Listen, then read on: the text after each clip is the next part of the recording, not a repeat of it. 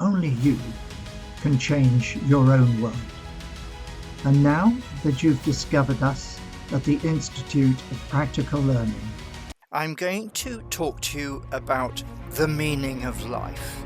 Now, that's a big subject, but it isn't as difficult as people think it is, because there are in fact 7 places that you can look to find meaning, and within each of those places you can effectively score 3 points. So 7 times 3 gives you a possibility of 21. But you only need 7 points to be content and 10 to be happy, and from there on it's up to you, because degrees of happiness and satisfaction and validation are very much a matter of personal choice. So having said there are 7 places, or you might think of them as 7 careabouts, let's get on with how are they organized.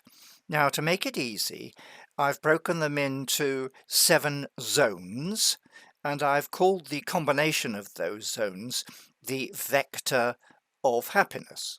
So zone 1 is yourself and self-awareness, understanding a bit about psychology and understanding your own motivation. Zone 2 is to do with relationships between you and one other person. Sometimes that's called you and your partner or your loved one. Zone 3 is small groups. That's family. If you haven't got the opportunity of having a family, you might join a small cult or something like that, or have close friends that you make perhaps at school or university or later in life, depending on where you live. Zone 4 is large group. Now that tends to be from 200 people up to about 2,000 people. And by large group, I mean companies and wider communities around you. It's very possible to draw some satisfaction from being part of a large group, up to 3 points actually. Zone 5 is the country you live in and the nationality that you feel you have, or some other form of wider union and association. That's generally from 2,000 people up to about 2 million people that you consider yourself to be part of, where you can get validation.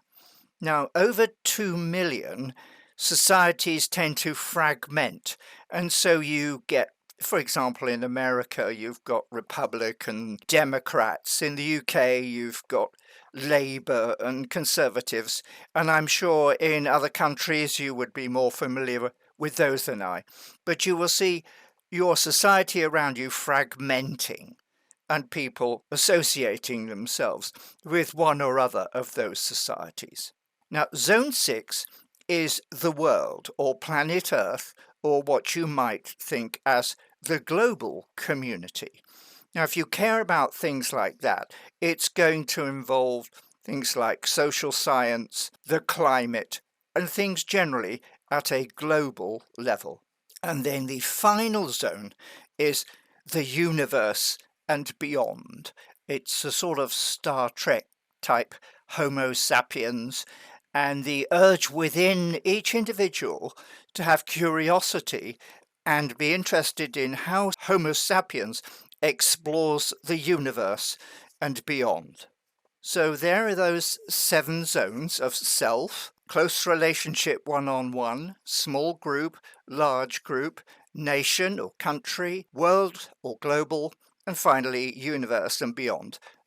Examples of universe and beyond are people who are interested in astronomy and astrology and philosophy generally. So that's your list. Those are each of those, when you wake up in the morning, you can consider that each of those 7 has the potential for you to achieve 3 points of personal satisfaction and validation. Now, you cannot get more than 3 points out of each of those. So if you're going to get to 7, which in some ways is the minimum, you're going to have to spread a bit of what you do with your waking day in order to get to 7.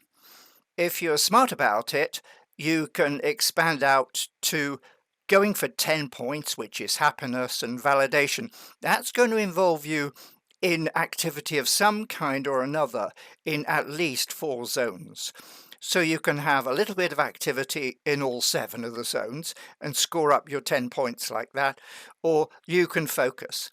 But what you need to bear in mind to achieve a meaning of life for yourself is where you're going to look, knowing where you've reached a point of saturation with each of those zones and need to look somewhere else, and being very careful not to miss the points that you can potentially score, or even dig down too deep and actually start getting negative points, because that also is possible.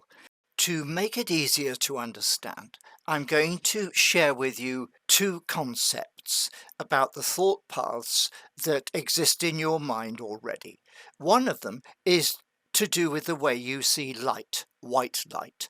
Now, white light is made up of many different wavelengths or colours. We see them in our mind as colours. And happiness is similar, in that it can be analysed just as white light is analysed, and indeed using very similar pathways. So you can see the different kinds of happiness. The other concept is to do with what's called tokenomics, point scoring, and how you gather together the right kind of tokens that will complement and be able to score up a treasure trove, as it were, of happiness.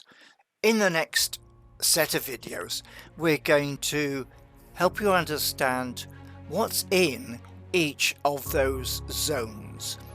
What are the real things of value for you to look for so you can accumulate those happiness points in each of the zones? Good luck with all of it. So, as we always say here at the Institute of Practical Learning, party on, less stress and more success.